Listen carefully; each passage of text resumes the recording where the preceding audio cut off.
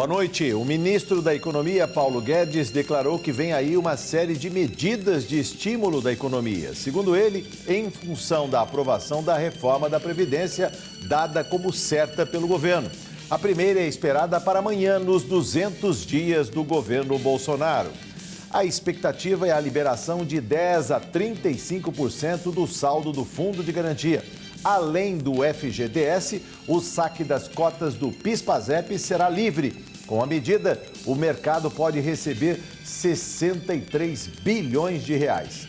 A primeira irrigação de efeito temporário sobre o consumo foi em 2017, no governo Temer. Os 44 bilhões de reais saíram das contas inativas do FGTS. O montante agora vem das contas ativas, que ainda recebem o depósito do empregador. Veja os nossos outros destaques. O Brasil assume a presidência do Mercosul. Medida provisória da liberdade econômica gera polêmica na área trabalhista. Base de apoio ao governo paulista é contra presídios privados. O Jornal da Assembleia, segunda edição, começa agora. Tax Free. O Brasil assumiu hoje a presidência do Mercosul. A posse do cargo rotativo, com prazo de 6 meses, foi em Santa Fé, na Argentina. A reorganização das tarifas externas do bloco é uma das prioridades da nova gestão. O presidente Jair Bolsonaro foi a Santa Fé. Ele participou da reunião 54 da cúpula do grupo, hoje formado por Brasil, Argentina, Paraguai e Uruguai. É o primeiro encontro depois do anúncio do acordo comercial com a União Europeia. O governo Bolsonaro acompanha as discussões com interesse inédito. Se antes chegou a ameaçar implodir o Mercosul, hoje trata de garantir o visto no passaporte da produção nacional para os países da Europa, além de medidas que garantam maior controle do fluxo comercial nas fronteiras. A revisão das tarifas externas comuns aos integrantes é uma das prioridades. O presidente anunciou pessoalmente o fim da cobrança do roaming internacional de serviços na região do bloco. Enquanto discursa sobre a modernização da instituição e o interesse de novos acordos na América do Norte e na Ásia, Bolsonaro olha para as eleições argentinas em outubro. Maurício Macri, aliado, é candidato à reeleição contra o kirchnerista Alberto Fernandes. O candidato do Partido Justicialista diz que, caso eleito, vai rever cláusulas do Mercosul e do acordo com a União Europeia que protejam a economia local.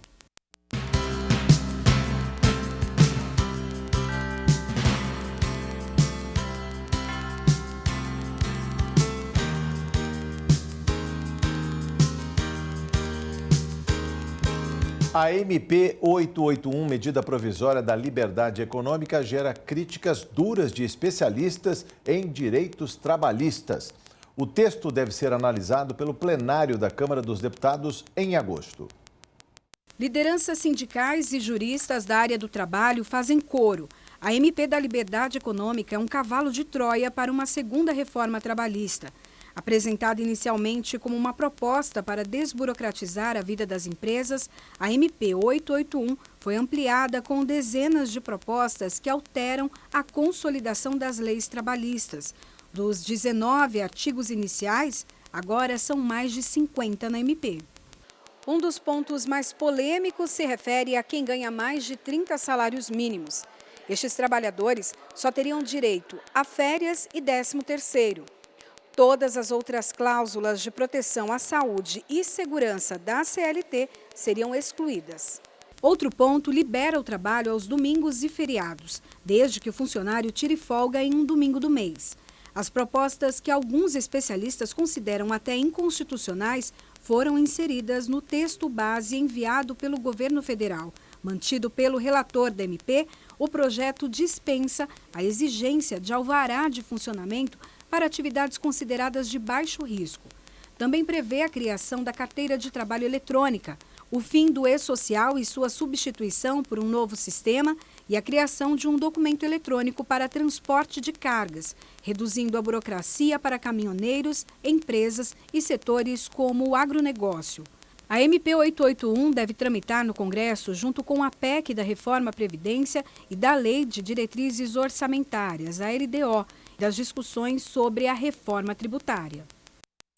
Conosco na linha, a advogada especialista em Direito do Trabalho, Ana Paula Smith Lima. Boa noite, doutora Ana Paula. O que vem por aí? É uma nova fase da reforma trabalhista? Se pode falar aí com essa visão que se tem, a discussão e o debate? Boa noite, Jorge. Na verdade, a MP, que trata da liberdade econômica, ela já está em vigor e existe uma discussão no Congresso para que ela se transforme em lei. E nessa discussão, eles pegaram o projeto da MP e estão fazendo a inserção de alguns itens que podem acabar sendo conhecido, né, e redundando numa nova reforma trabalhista. Dentre esses itens, a carteira verde e amarela, que a gente já discutiu em outras oportunidades, ou seja, uma legislação trabalhista menos extrema, vamos dizer assim, diferente da carteira azul que temos hoje? Na verdade, essa lei pode ser um embrião para a carteira verde e amarela. Não se fala na carteira verde e amarela propriamente dita, mas ele traz uma situação muito diferente do que existe hoje. Se aprovada a lei na forma do projeto, pessoas que ganham acima de 30 salários mínimos não mais discutiriam as relações trabalhistas na Justiça do Trabalho, passariam a discutir na Justiça Civil e só tendo garantido por base os direitos constitucionais, ou seja, 13º salário, férias, fundo de garantia, só o mínimo. Todo o resto valeria o que for acordado mediante o contrato, e a discussão de descumprimento seria feita na Justiça Comum e não mais na Justiça do Trabalho. Entende-se que isso pode ser um embrião para a carteira verde e amarela, que daí, num segundo momento, poderia, com base nessa lei, se aprovada, ser instituída para os jovens que vão iniciar no mercado de trabalho. Perdoe-me, doutora Ana Paula, mas só para lembrar, boa parte dos brasileiros sequer sabe o que vem a ser a diferença da carteira azul que temos hoje e da verde e amarela. Qual seria a principal diferença dentre elas? Do que o governo anuncia como sendo a carteira verde e amarela, o detentor da carteira azul, que é a carteira normal hoje, a carteira de trabalho que usamos todos e que é a única válida no país, ele dá todos os direitos trabalhistas previstos tanto na Constituição, como na CLT, como também nos acordos e convenções coletivas. Pelo que se noticia, em existindo essa carteira verde e amarela, a pessoa que dela se valer para a contratação apenas terá direito ao básico estipulado na Constituição Federal e, em havendo qualquer outro acordo mediante contrato de trabalho, é o que vai regular a relação.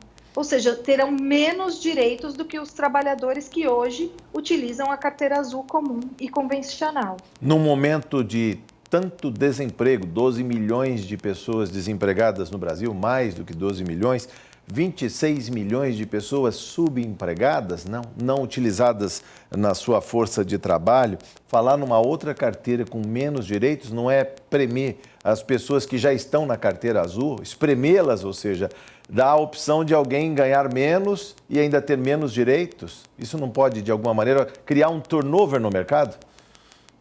Com certeza, até porque, pelo que se especula, tudo isso que estamos falando é com base em especulação, mas se especula que quem hoje está trabalhando na carteira azul não poderia ter convertido o seu trabalho pela carteira verde e amarela, porém a empresa, é uma das possibilidades que existe, é a empresa demitir essas pessoas e contratar jovens com menos direitos para pagar menos, ter menos custo e poder trabalhar de outra forma. Então, assim, traria uma instabilidade, uma diminuição de direitos para as pessoas que, por muitas vezes, hoje já não valem tanto, né? Nem todas as empresas cumprem, e aí você representa ainda uma diminuição maior dos direitos das pessoas. Pode vir a ser uma situação bastante complicada e trazer um cenário pior do que temos hoje no futuro. Isso traz mais insegurança jurídica também? Com certeza. Além de insegurança jurídica, porque vai se levar as discussões das relações trabalhistas para a Justiça Comum, que não é especialista. Nós temos uma justiça especializada, que é a Justiça do Trabalho, justamente pelo caráter da relação, né? É uma relação que deve ser olhada de forma diferente, tratam-se de créditos de natureza alimentar, então precisa ter uma proteção maior e um cuidado maior. E os prazos na Justiça do Trabalho são mais rápidos. Quando você leva essa relação trabalhista para a discussão na Justiça Comum, o processo do trabalhador vai estar concorrendo com qualquer outro tipo de processo. E isso vai trazer maior morosidade e maior insegurança. Bom, com certeza voltaremos ao tema. Muito obrigado por sua entrevista. Foi um prazer conversar com a senhora mais uma vez no Jornal da Assembleia, segunda edição. Muito obrigado, doutora. Eu que agradeço o convite, Jorge. Obrigada.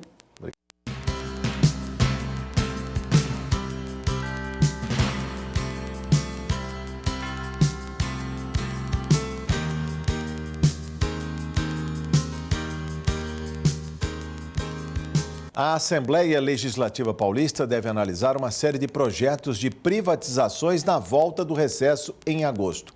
Uma das mais polêmicas é a privatização do serviço carcerário. A resistência é marcante, mesmo entre os deputados favoráveis ao governo João Dória. A cena é comum em todos os cantos do país. Homens e mulheres espremidos atrás de grades. Segundo dados divulgados pelo Ministério da Justiça, o Brasil tinha 726 mil presos em junho de 2017. Quase 707 mil estão em sistemas penitenciários. Os outros, detidos provisoriamente em delegacias. Em São Paulo, a situação também está complicada, principalmente nas penitenciárias masculinas. Mais de 9 em cada 10 prisões estão superlotadas. De 75 unidades no estado, apenas 6 não estão acima da capacidade carcerária. No começo desse ano, o governador João Dória anunciou a privatização de presídios por meio de parcerias público-privadas. Mas na Assembleia, o deputado Gil Diniz, do PSL, já se mostrou contrário. Como que a gente vai começar a privatizar presídios, sendo que é um papel fundamental e essencial para o Estado, né? No nosso entendimento, essa questão da segurança pública, tenho muitas restrições quanto a isso, acredito que não vai dar certo, você vai começar a colocar várias concessões, licitações, o crime hoje no Brasil está altamente organizado, e nossa preocupação é que alguma facção criminosa consiga aí montar uma empresa, ganhar uma licitação como essa e montar ali um bunker dentro de um presídio. Já dominam, em muitos casos, os presídios que nós temos em São Paulo. Então, acredito que não é esse o caminho. É claro, queremos ver o projeto, se é que vai passar por aqui, porque, pelo que nos dizem, nos trazem aqui, estão fazendo aí, trazendo alguns artifícios para quê? Para que tenham aí uma cogestão, uma parceria público-privada, que não é parceria público-privada, porque a iniciativa privada não entrou com nada. A proposta de Dória é transferir para a iniciativa privada, ainda em 2019, 4 das 12 penitenciárias em construção. O governador quer também aumentar o sistema prisional, com a construção de 3 complexos em regime de concessão. Tem aquele slogan, né? Mais escolas, menos presídios. Não. Mais escolas e mais presídios se for necessário. Hoje eu acredito que é necessário sim, são necessários construir sim. Só que quem que vai querer o ônus de levar um presídio para uma cidadezinha, de repente do interior, aqui na Grande São Paulo? É totalmente antipolítico, né? O político acaba perdendo o voto quando ele leva essa demanda. Não, nós precisamos ter mais. Tem um fundo federal, inclusive, que tem ali, olha, milhões de reais para construção de presídios, que nenhum estado vai lá e pega esse valor. Por quê?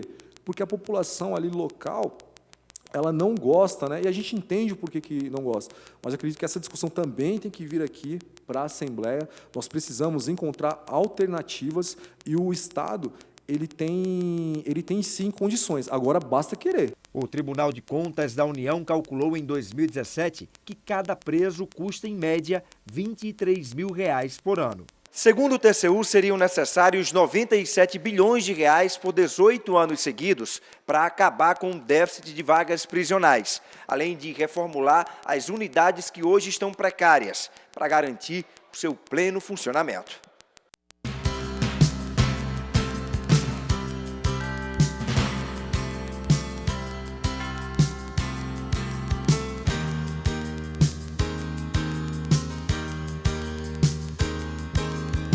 A segunda edição do Jornal da Assembleia recebe no estúdio a deputada Janaína Pascoal, do PSL. Vamos analisar o primeiro semestre dos trabalhos. Muito bem-vinda ao estúdio da TV Alesp mais uma vez, deputada. Minha. Vamos fazer um pano rápido de mandato aqui, falar do sistema prisional privado. A senhora fez um grande evento na casa. Sim. Contra ou a favor, antes de mais nada? Então, eu fiz esse evento no dia 5 de julho para ouvir todos os lados, Sim. né? Porque eu acredito verdadeiramente que uma audiência pública seja isso, ouvir todos os lados, senão não é audiência pública, é ato.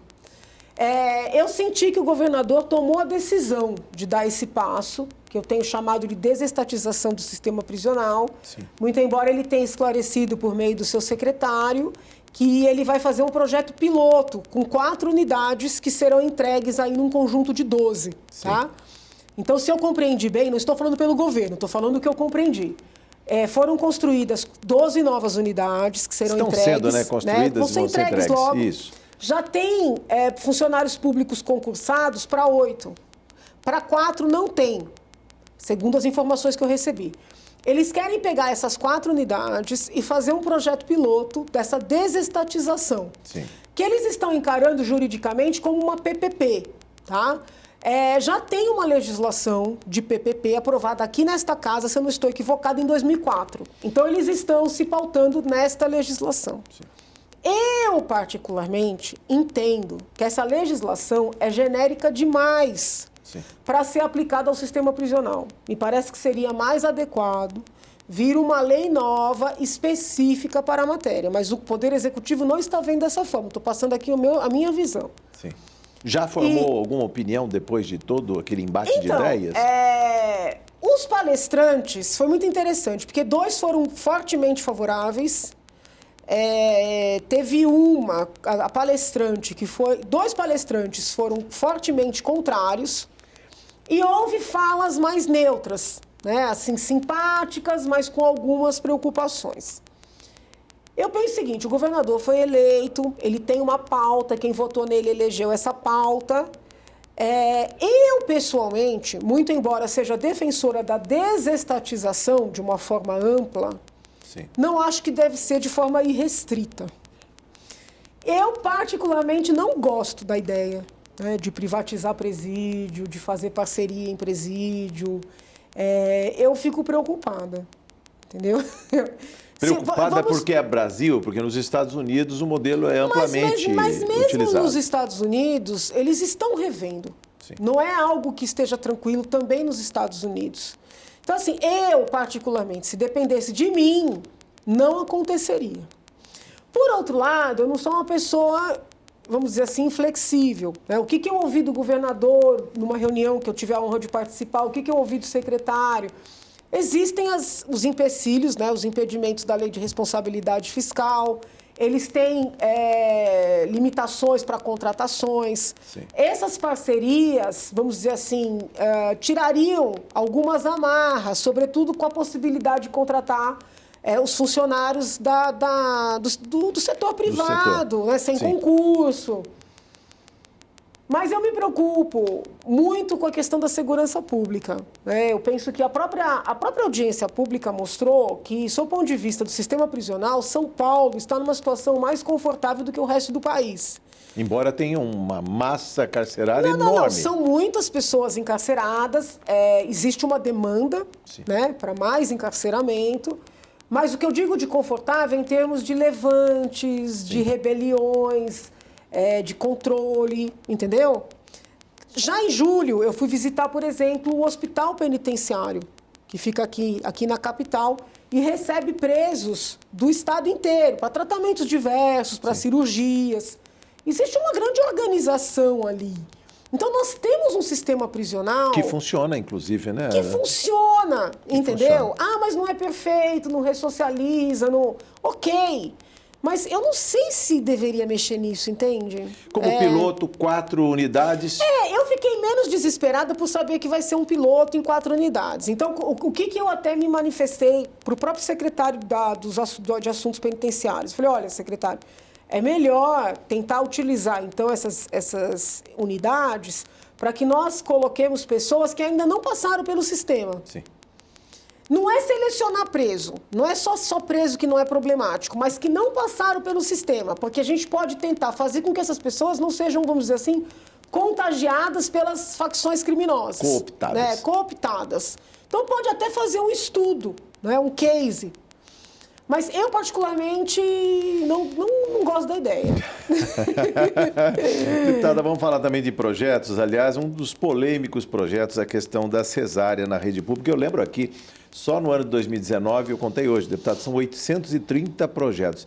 Tirando os 80 que foram apresentados antes de 15 de março, na sua posse, são 750, uma média de 7, mais o seu, abalou as estruturas, né? Porque foi bastante polêmico, eu queria que a senhora falasse um pouco disso.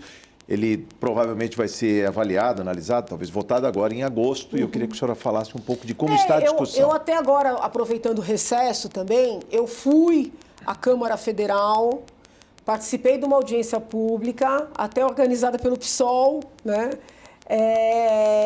Visitei o Senado, conversei com vários senadores sobre o projeto. O projeto foi apresentado tanto na Câmara Federal como no Senado Federal.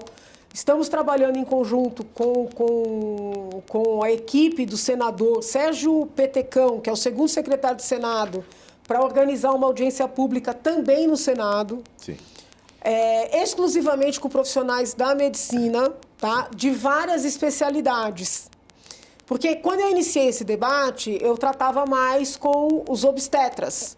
Porém, é um debate que interessa não apenas aos obstetras, né? Tem a questão dos anestesistas, tem os pediatras, sobretudo os neonatais, e eu recebi manifestos de gastros e proctologistas. Os gastros, em função dos procedimentos para colocar sonda nos estômagos das crianças com paralisia cerebral, muitas decorrentes da insistência no parto.